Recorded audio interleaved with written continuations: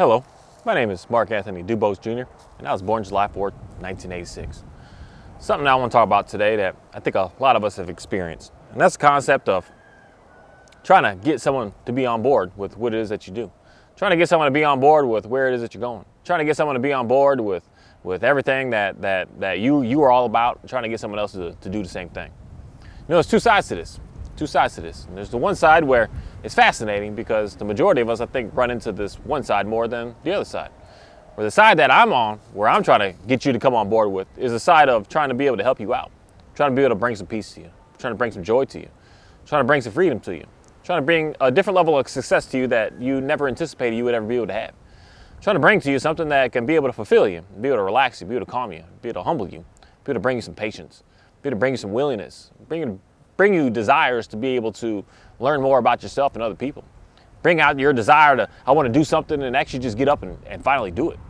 Bring out your desires of when things aren't really going all that great, you just don't worry. Have faith that everything's going to be all right. Then there's the other side of it that wants to go, say, 100% against what it is that I just said. That they don't believe that something that can do that for me. They don't believe that there's a God out here that's able to actually be able to bring you any sort of peace. There's a God out here that can actually guide you and support you and help you. That there's none of that. And they try to do everything they can to get you to get out of what you're in. It's so fascinating because if someone is having an extremely high level of success with what it is that they're doing, if someone is having just living such an abundant lifestyle where we get stuck on the concept of the money and the items and the stuff. But abundance has nothing to do with that. Abundance has enough to be able to make sure that you're good to go. That's something that the Bible does speak quite a bit about. Is enough is given to you for what you need and what you need. You don't need more and you don't need less, but you need what you need. And that comes all the way down to one of the first stories when the Israelites were in the desert and they were looking in need for some food and they were begging and pleading and crying and they was being stiff-necked. And they said, we need some food, and then the manna came down. And God said, take what you need for the day. You don't take too much to try to store it up, and don't take too little. And everybody was able to take and have what it is that they needed. They all had enough. Some need a little bit more. Some need a little bit less. Some need a whole lot more. Some people have a family of 12. You need a lot more to be able to support that, as opposed to someone that's just like me, by myself. It's just hanging out. I don't need nowhere near to feed a wife and 10 kids, as opposed to me, just myself. So I'm happy and satisfied with what I had. Now, if I had another person, then yes, I would need a little bit more. And I have a very good understanding that that's the way that God works. When you're by, you have everything that you need. That's the abundance that I see. But you have someone out there that wants to do everything in their power to try to get you to think that what you're believing and what you're doing is absolutely stupid, just maddening, just pathetic is a word that they really like using. Really calling you stupid, calling you your fairy tales, and saying all kinds of words to you. Just devastating names in reality. Name calling names that are just not good. Not good for any human being to be out here to try to communicate with each other in such a way. And that's something that I'm going to say is the more and more that you believe in Jesus, the more you're not going to name call like that at all anymore. You're going to get away from that because there's no reason to. There's no need to. There's no reason to try to get at somebody for what it is that they're doing. You're going to try to bless somebody for what it is that they're doing. Even if they're doing you bad, that's the main thing that I'm going to say is a sticky situation with this Bible and how when you try to attack it, it's hard to attack. For me personally, the way that I see things today, it's hard to attack because you're going up against something that you could be ruthless and evil to me, and I'm still not going to be mad at you. And then you got the other side that's just that they're all about trying to figure out how to be able to get people out and away from that. That is so maddening to me. It's so weird. If something is bringing somebody a level of success, if something is bringing somebody joy, if something is bringing somebody a new passion in their life to be able to just fulfill it, if something is got into somebody to be able to figure out how to be able to move forward on this planet without having difficulties with grieving, with having difficulties of depression, without having difficulties of anxiety, without having these problems going on, why would you do everything in your power to try to get them to get away from it? Why is it that you have it in you that you're going to try to get that Bible and think that you know it better than someone who's actually studying it, researching it, living about it, and all in it, and getting the information from others that have been doing that over and over their whole lifetime? And why would you think that you're going to be able to pick that Bible up and give someone 3 verses and be able to get them to get off course from what it is that they're doing? And why is it that you want to try to even do such a thing? Why is it that you would want to go to somebody that's just dedicated in their faith and try to do everything you can to make them stumble and fumble? Well, I don't understand that. That's such a weird thing that goes on this planet that really makes you question a lot about the intentions of like what God really is and who God really is all about. Because I do know something. That God is so great and so wonderful and so loving and so compassionate and so patient and so willing that no matter what you try to do to get that person to get away from it, in reality it forces them to get further and further and closer to him. And that in reality is what enrages the non-believer even more. The non-believer then tries to do even more to try to get you to get out, try to get you to stumble, to try to get you to just drop out of it. For what? If this bringing them a level of success, if it's bringing them some sort of freedom, why would you try to get them out of that, to get out of the success that they're having, to get out of the freedom that they're having? What is it that non-believer is lacking, not seeing, not being able to be about, that's trying to get the other person to be just like them? If you're hurting, if you're depressed, if you're anxiety-ridden, if you're confused, if you're a pill popping because you don't know how to be able to sleep, if you're needing drugs and alcohol because you don't know how to function, if you're needing to do all these things, why would you want everybody else to be in that same situation as you? Why wouldn't you want for your own self to figure out how to be able to get out of that, for one? But then when you see someone else that's out of it, ask them, like, actually, how did you get out of that? As opposed to trying to get them to get out of it. And it's a very interesting situation because that's more of what I see out here. I see more of people that are just dedicated, hardcore, on trying to get somebody out of what they're in, knowing that what they're in is bringing them a sense of joy, to get into the depression that you're a part of. It's such a backwards world. But then when I would come to you and I see that you're hurting, when I see that you're sad, when I see that you're not quite complete, that's the main terms that I really like to put out there when I see people. You're not quite complete. Like you're living a life where you're just going. You're just going and you're just doing and you're just making stuff happen. I see that in many of people. You're just doing what you're doing. You're not quite, I'm so sad, I don't want to be here anymore and trying to harm yourself. And you're not so quite where everything is just good to go that I'm fine. That's why we're drinking too much. That's why we're taking too many pills. That's why we're taking too many drugs. That's why all the drugs are trying to become legal in our country at this point everywhere. Because we just know that you can't force people to get away from it. And in reality, it's better for the government and the whole system and the feelings of the flesh of the world out here, of the Satan, of the devil, of the enemy, to be able to make sure that you do have access to all these stimulants even easier and easier, because the more that you're on it, the more it's hard to get away from it. That's something that I know is complicated with that marijuana. You don't just smoke it and it's gone. No, it's in you for weeks, months, years even. It's still inside of you. So even when you stop, it's still there. It's not just gone. And that's the power of certain drugs on this planet. That whole half-life of that drug, it's in you for a very, very extended period of time. You take one pill and it's there for 5 months. It didn't just disappear. It's still going to have effects on you. But if you're needing that stuff, and I see a lot of people that are in that, where you're doing pretty good, but you're not doing too bad, but you're just right there. And to me, you're just lacking a little clarity, where you're just not whole. You're not complete. And to me, I would want to come in to figure out how to be able to help you get that completeness, so that you can get out of these things on this world that you think that you need to be able to survive, to be able to live. To say to you, like, no, you don't need those pills. You be all right. You don't need that drug. You be all right. You can stop drinking that whole 2 bottles of wine every night. You're going to be fine. You're going to be able to get through this. You can stop going to the clubs and going to the dances and going to the this and going to the that to try to hook up and mingle and do all this and think that that's how you're going to get your value, is somebody lusting and desiring you. That's not going to bring you any sort of excitement in life, and it's not going to bring any sort of completeness to you. And I can see that, and I would want to come to you to say, hey, let's guide you to be able to get you out of that. You know, I've got this Bible here to be able to talk to you about. I've got some scriptures here to be able to share with you. I've got a God that is here and willing and wanting to be able to help you and assist you. But you would say to me, no. See, I got that same Bible. I got the Bible that says this, and this, and I can't follow God that does this one thing.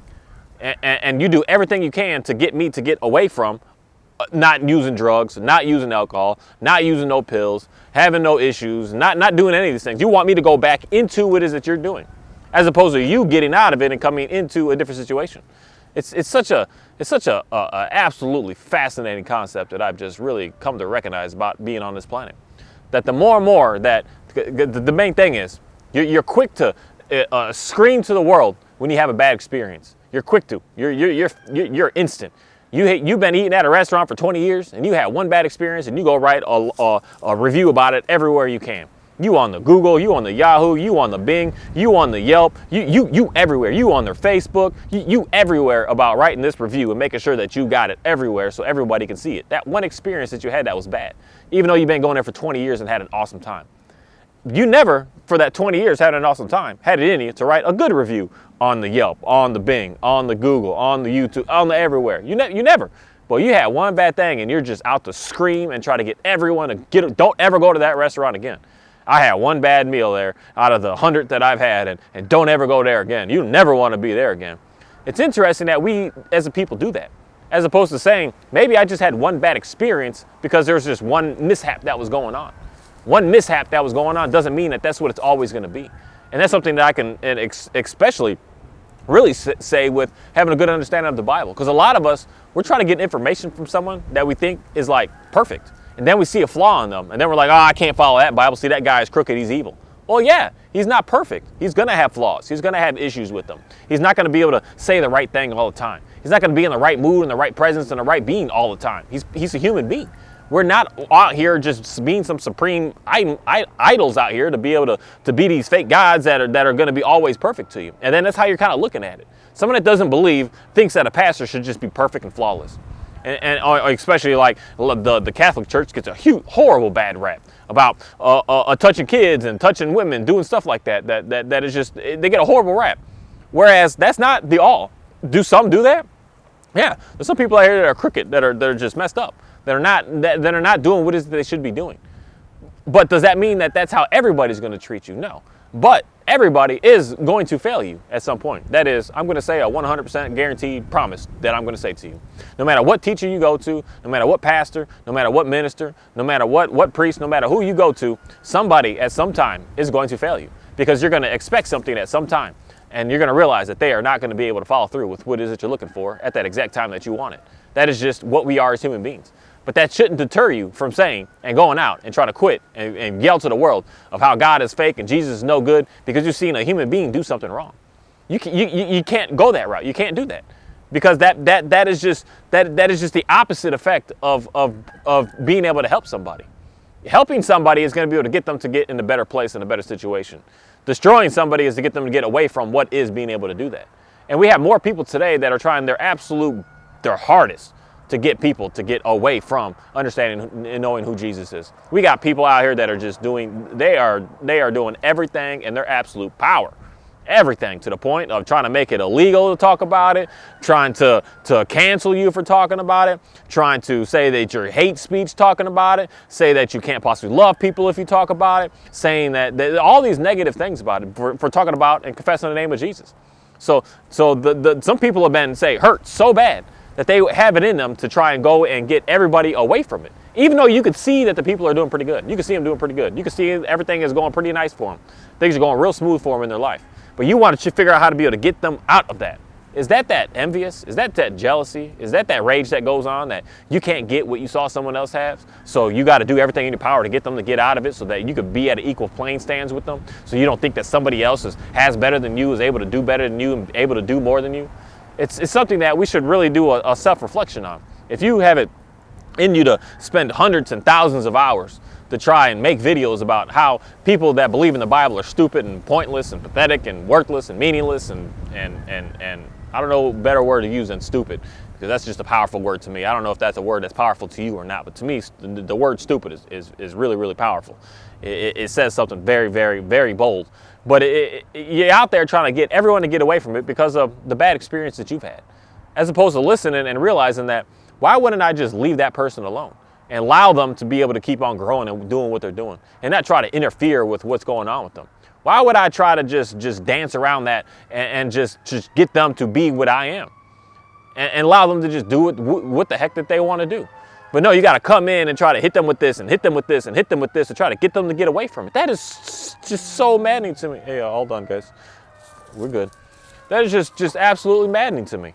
And it's interesting that you would have that bad experience to try to go out there and get the whole planet to just get away from it, as opposed to just realizing that more than likely that's a confliction going on inside of your own self, that you know that something is great out there because you could see it.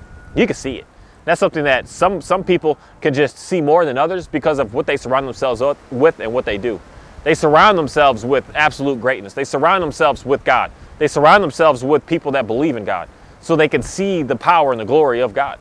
Then there's other people that see that from the outside, and they want to do everything in their power to, how do I get them to not be in that, to be like me? as opposed to just allowing them to just be what they want, do what they want to do, and be the way that they want to be. It's such an interesting thing on how this world works and how it is. It's something that is just so fascinating, to the fact that someone would say, well, Mark, then you saying that, then you shouldn't care if someone wants to be gay, or someone wants to be a lesbian, or someone wants to be a trans person.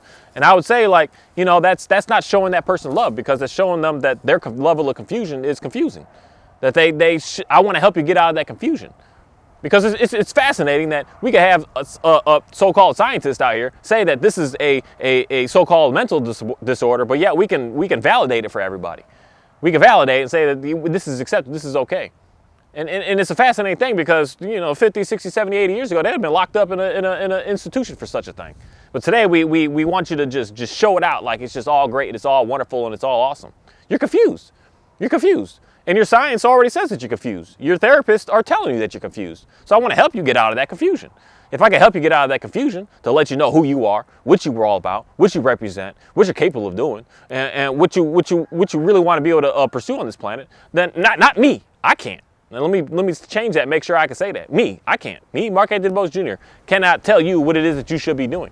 But I do know a person, a being, a God that can do such a thing for you.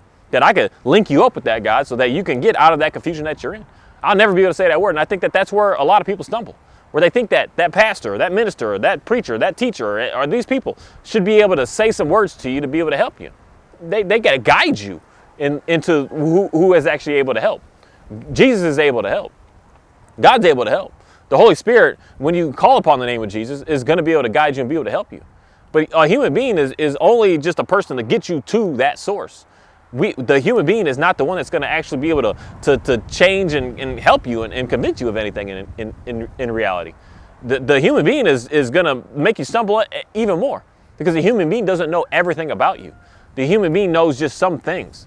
When certain people can see certain things in some people. It's something that I just see in some folks. I see you walking, I see what's going on, because I've been through a lot of this stuff my own self. So I understand the body language when I see it. I understand the tension in the voice when I see it. I understand and see and just feel the confusion that's going on. I can see the frustration. I can see the rage. And when I see that, I'm not the one that's going to be able to say a word to you to be able to change that out of you, to be able to get you from that. It's going to be me being able to get you to figuring out how to be able to pray, how to get you to ask.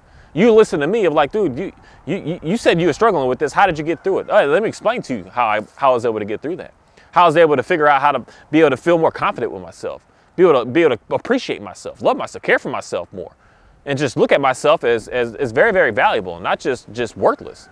And let me explain to you how I was able to get to there. And it's not me that's going to get you there. I'm telling you, it's going to be Jesus that gets you there. But we got a lot of confusion that goes on today, where the pastor is the one that's supposed to help you get out of that confusion that you're in. And that's not true. That's not their goal. That's not their job. Their job is to teach the Word of God, so that the Word of God is close to you and gets into you, so that you are able to have a communication with God. That you want to go out and learn more and research more and have more desire to learn more about God. And the more and more that you keep on learning about Him, the more and more you keep on studying, the more and more you keep on getting closer to Him, the more and more you're going to get out of the confusion about who you are and what you're all about. That's something that is just a fact. It's an absolute fact.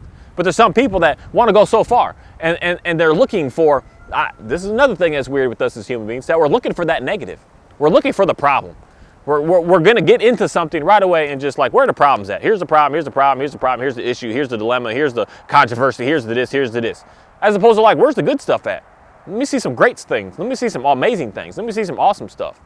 And let me figure out more about that. But we like to just look at all that bad. But in reality, for me, that's the route that I went. And in reality, it just set me up for a higher level of success in reality.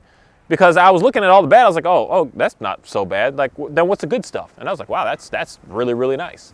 Because for me, being a person that didn't believe in God and didn't trust in Him and didn't really care for Him, he could say that I'm going to hell because of this, and I would say, I don't care, I don't believe in that. It's fake. It's not real, so who cares? What you gonna do? What's gonna happen? That was my attitude. And that's the attitude I know of a whole lot of people. Like, oh, that guy's not real. I'm not going to hell. There's nothing wrong with me. I could do whatever I want to do, and nothing's gonna come back to me. Until the day that, say, something does come back to you. Until the day that things do get to a situation where it's not so simple to just be able to figure out how to be able to dance through and be able to get past. So I was looking at all that, and then I was looking at all the blessings and the great things that God is able to do. And I was like, that's pretty fascinating there.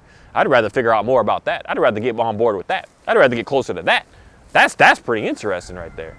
And if I stay with that and I keep on working with that and I keep on learning more about that, I'm going to get away from the, say, bad things and the negative things and the destructive things. And then I started to shift more into being able to have more joy in my life, have more peace in my life, being able to just calm down and relax more in my life, as opposed to just always on a rampage of go, go, go, go, go, go. Or do I have days and times that things just, it's getting super windy out here. Do I have days and times where things are just not all that great? Yeah, I have times where I'm just questioning some stuff, like what should I be doing? This whole past week, I just been, not even past week, this whole past month, I've been thinking like, I don't want to train dogs anymore. I don't know what got in me that just got in me and just feeling that. Just I don't want to go for hire. I don't want to be out. I don't want to help anybody no more. I just don't. I got it in me that people just don't want help. People don't want any assistance. People just love living in their chaos so much that when I actually come and do help, you want to give me so much pushback. And so much just that can't be right. When I'm showing you how simple and how easy it is, I just don't want to do this no more. I don't want to do this. And I was getting in my brain of everybody's like that. Nobody really wants some true help. And I just going down this negative rabbit hole. I have those issues, and we're always going to all have these issues. But it's a matter of what I do with those issues and where it is that I'm going to continue to keep on going with those issues. Am I going to just keep going to the point of just giving up and quitting? Or am I just going to say this is just a season right now where things aren't the best of the best that I want it to be? And then when I look at the season that I'm in and realize, dude, you had an extreme amount of success. You just haven't had success in one part that you want. But in one part, you are overdoing yourself. Then I had to look at that and say, yeah, I see what's going on. And that's the power of what I'm going to say is what God is all about for me in my life. That I'm having some thoughts of like I'm unsure and I don't knows and a little confusion that's going on in my own life of should I do this or should I not? And then God is going to come in and guide me to be able to show me where it is that I should go. And the more and more I keep on reading about them, the more and more I keep on reading that Bible, the more and more I keep studying about it, the more and more I keep reading books on that Bible, the more and more I keep listening to people talk about books about that Bible, the more I just really have come to realize of how great and how powerful He is to be able to help you and guide you through some stuff. But you're going to run into a situation that sometimes you just don't know where to go and you don't know what to do. And that's where if you don't have God on by your side, you're just off into the abyss. You're in the abyss and you're just winging it and you're hoping, wishing, guessing, and praying. And that's where the depression comes in. That's where the anxiety comes in. That's where, for me, that could lead to that, both of those things. Because I don't want to do this no more. But then I'm like, I want to do this no more. And I don't know if I should do this anymore. Just going back and forth like that. It's supposed to just stick into a side, just saying, you know what? I may not be satisfied right now, but there's a greater goal here. There's a much greater mission going on here. And I'm going to keep on working to get to that point. And working to that point, realizing that not every day and everything is just always going to be so perfect. That we're always going to have problems like that. And that's where I think a lot of people get swayed away. Because they see the person that they think is this perfect leader have a time of confusion in their life, of just doubt. Not doubt of who God and who Jesus is, but just doubt of either are they doing enough. That's one thing that I know has got to be probably the hardest thing of pretty much every pastor, minister, and priest on this planet. Are you doing enough? I know you're thinking about that a lot. Am I doing enough? Can I do more? Because I want to be able to figure out how to be able to communicate better. How can I effectively be able to preach this message to people better so they can hear it better? Am I doing my work good enough?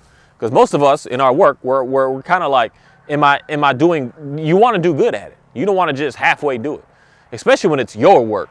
You being a pastor for your own church, you're going to be really hard on yourself. Am I doing enough? What can I learn more? What can I study more? What can I research more so that I can get this message out more effectively? What can I do to change up my storytelling so that I can communicate to people more efficiently? That's what we're going to constantly keep on working on as a people with every position we have. But I know it's got to be really, really hard for a pastor, because in reality, you're headed up for a lose-lose situation for most people. Not all people, but most all people. They don't want to hear it because they're going to see you have a time of not being so right and being so perfect, and they're going to say, "Oh, see, I quit. That person right there is crooked. I can't deal with that." As opposed to just realizing that that's just a human being. That's not who God is and what God represents. And that's, for me, something that I had to have a real good realization of. That when I'm looking at people thinking that my expectations are them to always be able to say the right thing to me. Always be able to do the right thing to me. Always be able to have the right things lined up so that I was going to be able to be good. That when I showed up on that Sunday, you got that message just for me because I need it today. Not realizing that there's a whole bunch of other people out here, that these other people also need a message. And these other people also have something going on with them. And these other people all have these things happening with them. And that's where you start to get closer in your prayer with God so that you can be able to have what you're looking for and what you need.